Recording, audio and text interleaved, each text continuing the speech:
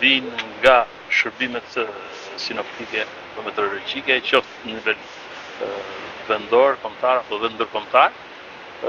Pritshmëria më e madhe ka qenë e këtyre ditëve, por deri dhe sot pasdite, por gjithsesi kjo nuk ka të thotë sepse gjithë java është parashikuar me rreshje të konsiderueshme dhe deri dhe në datën 22 pritën një intensitet i lartë pothuajse në gjithë vendin, ndaj dhe gjitha institucionet, kapacitetet janë të ngritura në këmbë dhe janë gatishme.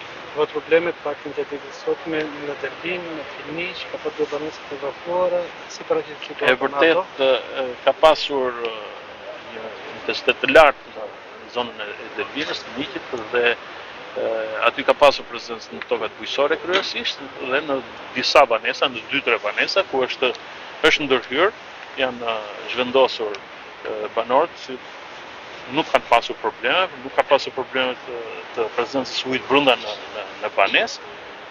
Edhe aty ka filluar rënja dhe ka filluar edhe stabilizimi. Kemi dërguar dhe kemi forca prezente të ndërhyrjes të emergjencave civile dhe të forcave të armatosura, drejt për së drejti për çdo interes.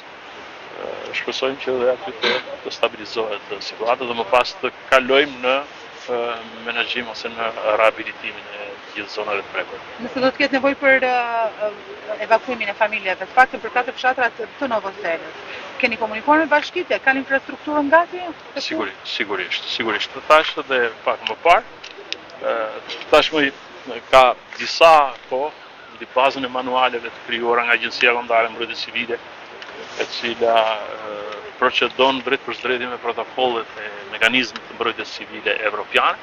Ne kemi komunikuar, startuar dhe orientuar drejt për drejti për mënyrën e zhvendosjes të ardhjes në ndihmë të banorëve apo dhe të njoftimit deri dhe evakuimin e banorëve nëse do të ketë nevojë, me ndërhyrjen e gjitha strukturave operacionale, pse jo edhe të policisë së shtetit apo të forcave të armatosura, por duke përfituar nga rasti dhe të i bëj thirrje qytetarëve se gjëja më e rëndësishme dhe sigurisht prioriteti absolut është jeta e tyre, pastaj natyrshëm që vjen edhe pasuria, mjedisi apo dhe vlerë të tjera kulturore.